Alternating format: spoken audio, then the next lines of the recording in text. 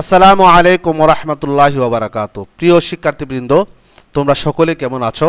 আশা করি আল্লাহর অশেষ মেহেরবানিতে তোমরা সকলে ভালো আছো। আর আমি মুজিবুল হক জুনায়েদ স্যার আছি আজকে তোমাদের সাথে। আজকের আমরা এই ফুল ক্লাস জুড়ে শিখব টেক কোয়েশন। তাহলে চলো দেরি না করে শুরু করা যাক আজকের এই ক্লাসটি।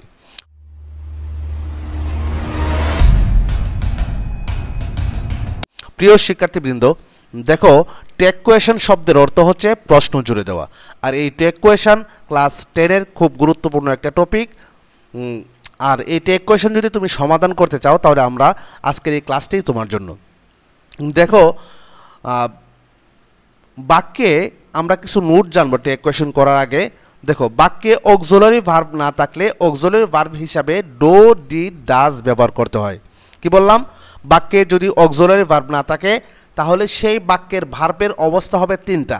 হয়তো ভার্বের প্রেজেন্ট ফর্ম হবে, আর না হলে ভার্বের পাস্ট ফর্ম হবে, অথবা ভার্বের সাথে এস বাই এস হবে। যদি বাক্যের মেইন ভার্বটা যদি প্রেজেন্ট ফর্ম হয় তাহলে সাহায্যকারী ভার্ব হিসাবে তোমাকে ডো বসাতে হবে।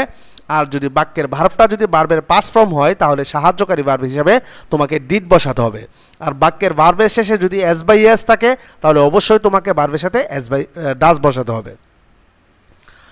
আচ্ছা, তারপরে দেখো, বাক্যের মেইন ক্লজ যদি অ্যাফার্মেটিভ হয় তাহলে টেক কোয়েশন সবসময় কী হবে? নেগেটিভ হবে। আর মেইন ক্লজ যদি নেগেটিভ হয় তাহলে টেক কোয়েশন সবসময় অ্যাফার্মেটিভ হবে। অর্থাৎ বাক্যটা যদি হাবোধক হয় তাহলে টেক কোয়েশন হবে নাবোধক, আর নাবোধক হলে টেক কোয়েশন হবে হাবোধক। আরেকটা বিষয় তোমাকে মনে রাখতে হবে, টেন্সের কোনো পরিবর্তন হবে না। আর আরেকটা বিষয় হচ্ছে মেইন ক্লজ ও টেক যদি সবসময় টেক কোয়েশনের সাবজেক্ট সবসময় কী থাকবে? একই থাকবে। এই বিষয়গুলো হচ্ছে তোমাদের টেক কোয়েশনের পূর্ব শর্ত। তারপর হচ্ছে আমরা পরবর্তীতে একটা বিষয়টা জানবো। তোমরা হয়তো জানো যে টেক কোয়েশনে যদি সাহায্যকারী ভার্বের সাথে নট লিখতে হয় তাহলে আমরা নাবোধক টেক কোয়েশন গঠন করতে হয়। তাহলে অবশ্যই তোমরা সাহায্যকারী ভার্বের সাথে নট যেটা আছে এটার সংক্ষিপ্ত রূপটা বসাতে হয়। আমি এখানে সাহায্যকারী ভার্বের নট যুক্ত সাহায্যকারী ভার্বের যে নেগেটিভ ফর্ম এবং তার শর্ট ফর্মগুলো আমি এখানে উল্লেখ করছি। তোমরা একটা দেখো, যেমন এম যদি থাকে তাহলে এম এর নেগেটিভ ফর্ম হচ্ছে এম নট, আর এর শর্ট ফর্ম হচ্ছে এন্ড। ইজ যদি থাকে তাহলে ইজ এর নেগেটিভ ফর্ম হচ্ছে ইজ নট, আর এর সংক্ষিপ্ত রূপ হচ্ছে ইজেন্ট। আর যদি থাকে তাহলে আর এর নেগেটিভ ফর্ম হচ্ছে আর নট, আর এর সংক্ষিপ্ত রূপ হচ্ছে কি? আরেন্ট। ওয়াজ থাকলে ওয়াজ এর নেগেটিভ ফর্ম হচ্ছে কি? ওয়াজ নট, আর এর শর্ট ফর্ম হচ্ছে কি? ওয়াজেন্ট। এইভাবে তোমরা ভিডিওটা স্টপ করে তোমরা কি করবা? এই সাহায্যকারী ভার্বের নেগেটিভ ফর্ম এবং শর্ট ফর্মগুলো খাতায় তুলে ফেলবা। আশা করি তোমরা বিষয়টা বুঝতে পারছো। আচ্ছা, এখন আমরা চলে যাব মূল টেক কোয়েশনের যে রুলস আছে সেই রুলসের উপরে। দেখো, রুলস 1 লেখা আছে, নেগেটিভ টেক করার সময় auxiliary verb plus not plus কি? সাবজেক্ট প্লাস প্রশ্নবোধক চিহ্ন দিতে হবে। অর্থাৎ অক্সিলারি যদি বাক্যটা নেগেটিভ টেক গঠন করতেছে, আমরা আগেই বলছি বাক্যটা যদি হাবোধক হয় তাহলে টেক কোয়েশন সবসময় কী করতে হবে? নেগেটিভ টেক কোয়েশন গঠন করতে হবে। আর নেগেটিভ টেক কোয়েশনের গঠনটা হচ্ছে auxiliary verb plus not plus কি? সাবজেক্ট। আর পজিটিভ টেক কোয়েশনের গঠনটা হচ্ছে auxiliary verb plus subject plus কি? প্রশ্নবোধক চিহ্ন। এখন বিষয়টা দেখো, আমরা উদাহরণ আমরা নিচে উল্লেখ করছি, যেমন he went to university yesterday. এই বাক্যে সাহায্যকারী ভার্ব নাই, কিন্তু বাক্যের ভার্বের ওয়েন্ট আছে, আর ওয়েন্টটা হচ্ছে কোন ফর্ম? ভার্বের পাস্ট ফর্ম। যদি পাস্ট ফর্ম থাকে তাহলে আমরা কি লিখতে হবে? সাহায্যকারী ভার্ব হিসাবে ডিড বসাইতে হবে। আর যেহেতু হাবোধক বাক্যটা টেক কোয়েশন হবে কি? নাবোধক। এই জন্য আমরা কি লিখছি? Didn't he. সাবজেক্ট কে ছিল? হি। একটা বিষয় তোমরা প্রায় প্রশ্ন করো যে স্যার এই বাক্যটা কি আমরা টেক কোয়েশন তুলে লিখবো নাকি শুধুমাত্র আনসার লিখবো? অবশ্যই তোমাকে বাক্য তুলে তারপরে হচ্ছে অপরিবর্তন রেখে তোমরা যেভাবে আছে প্রশ্নের মধ্যে যে বাক্যটা থাকবে সেই বাক্যটা সম্পূর্ণ তুলে উত্তরটা লিখবা, এবং উত্তরের নিচে অবশ্যই তোমাকে আন্ডারলাইন করতে হবে এবং প্রশ্নবোধক চিহ্ন দিতে হবে। রুল 2 দেখো, বাক্যের হ্যাভ ভার্ব যদি মেইন ভার্ব হিসেবে, হ্যাভ ভার্ব কি? Have, has, had. আমি ব্র্যাকেটে উল্লেখ করে দিয়েছি, দেখো।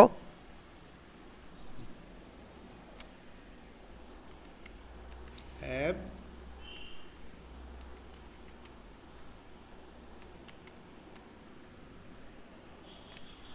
অর্থাৎ হ্যাভ ভার্ব কি? Have, has, had.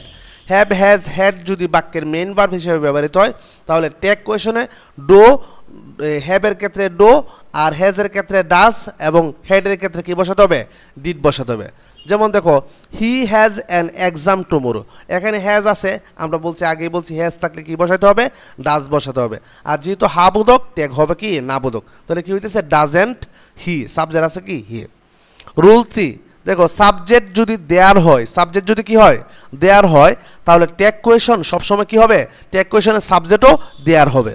যেমন দেয়ার আর অনলি 28 ডেজ ইন ফেব্রুয়ারি, এখানে সাহায্যকারী ভার্ব আছে কি আর, আর বাক্যটা যেহেতু কি হাবোধক, আর তাহলে ট্যাগটা হবে কি না বোধক, তাহলে এই জন্য আর এর সাথে আমরা নট যোগ করছি আরেন্ট, এবং সাবজেক্ট ছিল কি দেয়ার, এই জন্য আমরা দেয়ার বসেছি।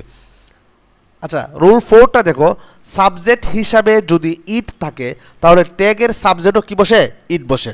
যেমন ইটস রেইনিং টুডে, ইটস মানে হচ্ছে ইট ইজ রেইনিং টুডে, যেহেতু বাক্যে সাহায্যকারী ভাব ইজ আছে এই জন্য আমরা কি বসেছি আর ইজ বসাইলাম, আর যেহেতু বাক্যটা হাবোধক এই জন্য এটা নেগেটিভ ফর্ম বসাইলাম ইজেন্ট, তারপর হচ্ছে কি সাবজেক্টকে ইট, ইট বসাইলাম, তাহলে বাক্যটা কি হলো, ইটস রেইনিং নাও, এর ট্যাগ কোয়েশন হচ্ছে ইজেন্ট ইট।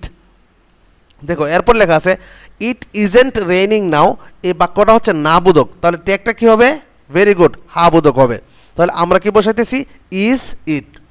এরপরে দেখো রুল 5, সাবজেক্ট যদি প্লোরাল কমন নাউন হয়, প্লোরাল কমন নাউন হয়, তাহলে ট্যাগের সাবজেক্ট কি বসে সবসময় দে বসে।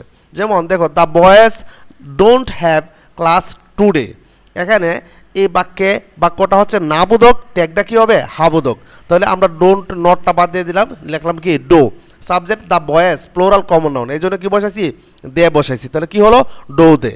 এরপরে দেখো the boys have class today, এখানে হ্যাভটা আমরা বলছি আগেই বলছি যদি বাক্যের মেন ভার্ব কি হ্যাভ ভার্ব বসে, তাহলে হ্যাভটা হচ্ছে হ্যাভের প্রেজেন্ট ফর্ম, হ্যাভ হচ্ছে হ্যাভ থাকলে আমরা কি বসাবো ডো বসাবো, কি বসাবো ডো, আর যেহেতু হা বোধক তাহলে আমরা ট্যাগ কোয়েশন না বোধক হবে, এর জন্য আমরা কি বসাইছি ডোন্ট বসাইছি।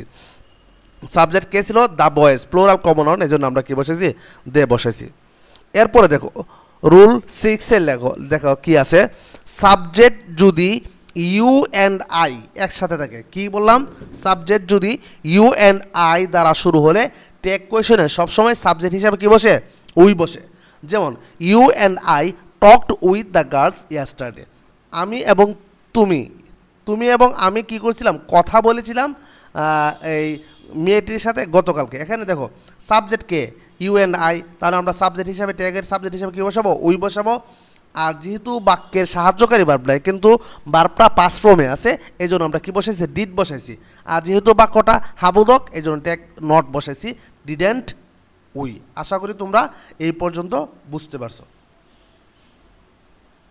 দেখো রুল 7, বাক্যে যদি শব্দগুলো একদম মুখস্থ করে ফেলবা, বাক্যে যদি hardly, scarcely, seldom, rarely, rare, little, few, never, nothing, no one এবং নান অথবা নোবডি থাকে, তাহলে ট্যাগটা সবসময় কী হবে অ্যাফার্মেটিভ হবে, অর্থাৎ এই শব্দগুলো বাক্যের মধ্যে থাকলে এই বাক্যটাকে নেগেটিভ অর্থ প্রকাশ করে, না বোধক হয়, আর ট্যাগটা এই জন্য কী হবে অ্যাফার্মেটিভ হবে।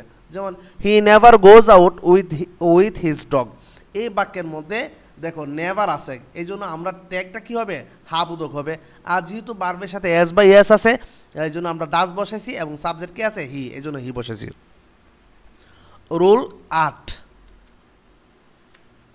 দেখো বলছে ইম্পারেটিভ সেন্টেন্স, খুব মজার ট্যাগ কোয়েশন এটা, ইম্পারেটিভ সেন্টেন্স অ্যাফার্মেটিভ বা নেগেটিভ হোক।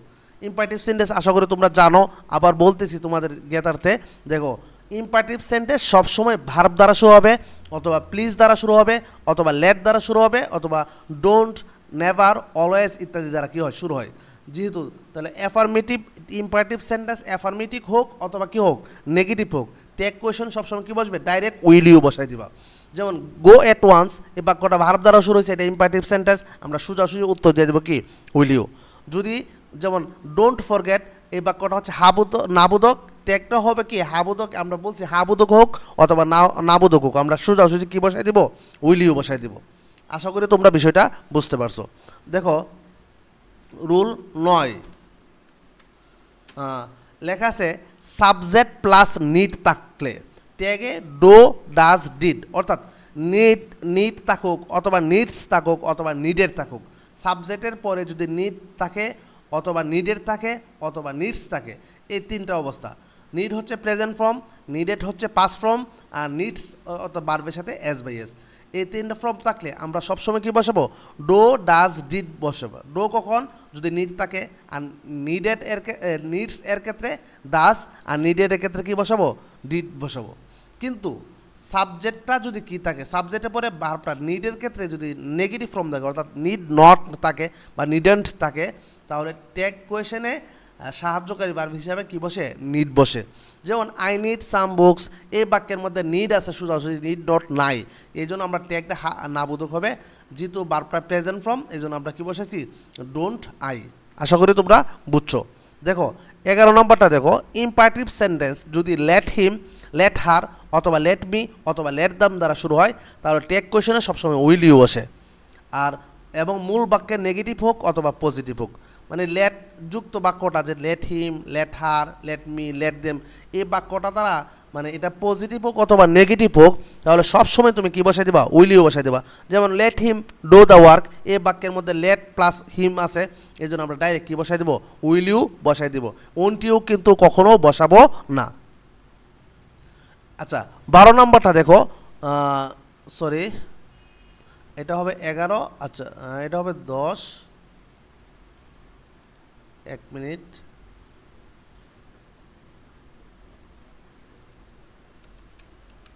এটা হবে 10 আর এটা হবে কি 11। আচ্ছা লেটস অথবা লেটাস দ্বারা যদি বাক্য শুরু হয়, যদি প্রস্তাব বোঝায় তাহলে আমরা শ্যাল উই বসাবো, আর যদি প্রস্তাব না বোঝায় তাহলে উইল ইউ বসাবো। যেমন let us know when you came back, এটা দ্বারা কি প্রস্তাব বোঝাইছে? না, প্রস্তাব বোঝায় না, এই জন্য আমরা কি বসাইছি? উইল ইউ বসাইছি। কিন্তু লেটস ওয়াক, চলো হাঁটতে যাই, এটা কিন্তু প্রস্তাব বোঝাইছে, তাহলে এটা দ্বারা আমরা কি বসাবো? শ্যাল উই বসাবো। আশা করি তোমরা বুঝছো। আচ্ছা তারপরে হচ্ছে রুল 12তে দেখো,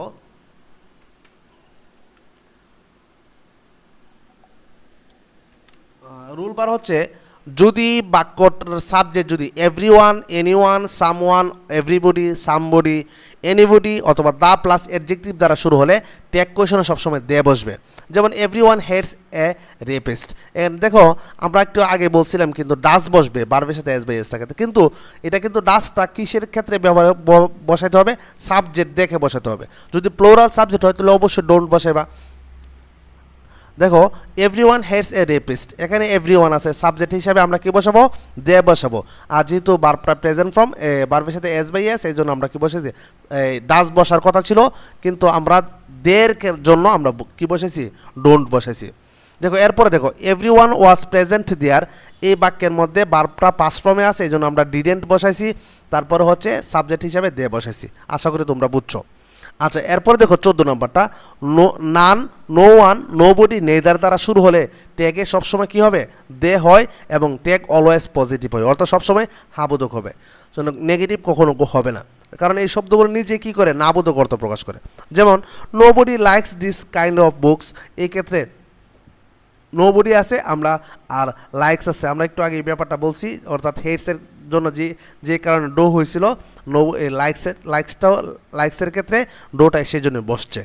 দেখো আর নো বডি থাকলে কী বসে? দে বসে, এই জন্য দে বসেছি, আর এর সাথে কখনো ডাস বসে না, কী বসে? ডো বসে, এই জন্য আমরা ডো দিয়ে লিখছি। সর্বশেষ যে রুলসটা আছে দেখো, ফিউ এবং লিটল নাবোধক অর্থ প্রদান করে, তাই ফিউ এবং লিটল যদি থাকে সে বাক্যকে নেগেটিভ ধরে ট্যাগ কোয়েশন করতে হবে। কিন্তু যদি এ ফিউ এবং এ লিটল যদি থাকে তাহলে এটা হাবোধক অর্থ প্রকাশ করে, বাক্যকে অ্যাফার্মেটিভ ধরে ট্যাগ কোয়েশন করতে হবে। অর্থাৎ এ ফিউ যদি বাক্যের মধ্যে থাকে অথবা এ লিটল থাকে, তাহলে এটা ট্যাগটাকে সবসময় কী করতে হবে? নাবোধক করতে হবে। আর যদি শুধু ফিউ অথবা লিটল থাকে তাহলে ট্যাগ কোয়েশনটা সবসময় হাবোধক করতে হবে। যেমন a few people came to the party, এখানে কেমটা হচ্ছে ভার্বের পাস্ট ফর্ম, সাহায্যকারী ভার্ব হিসাবে কী বসবে? ডিড বসবে, এই জন্য আমরা এটার সাথে, আর যেহেতু হাবোধক এই জন্য আমরা কী বসাই দিছি? ট্যাগটা হবে কি? নাবোধক। দেখো তাহলে আমরা কি বলবো? ডিডেন্ট দে।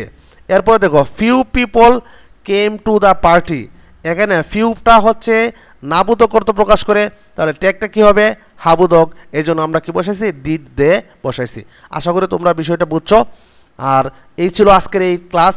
এই রুলসগুলো যদি তোমরা ভালো করে জানো তাহলে অবশ্যই তোমাদের আর কখনো ট্যাগ কোয়েশন ভুল হবে না। তোমরা এই বিষয়গুলো ক্লাসটা তোমরা মনোযোগ সহকারে আরও ভালো করে দেখো এবং সেই অনুযায়ী প্র্যাকটিস করো, তোমরা আশা করি উপকৃত হবে। আর তোমাদের কাছে একটা কথা বলবো, দেখা হবে পরবর্তী কোনো একটি ক্লাসে। তার আগে সবাই ভালো থাকো আর নিয়মিত ভিডিও পেতে আর আমাদের এই চ্যানেলটাকে সাবস্ক্রাইব করবা। যারা ফেসবুক থেকে দেখতেছো অবশ্যই এই পেজটাকে ফলো করবা এবং ভিডিওটাকে লাইক কমেন্ট শেয়ার করতে কিন্তু ভুলবা না। সেই পর্যন্ত ভালো থাকো, আল্লাহ হাফেজ, দেখা হবে পরবর্তী কোনো একটি ভিডিওতে।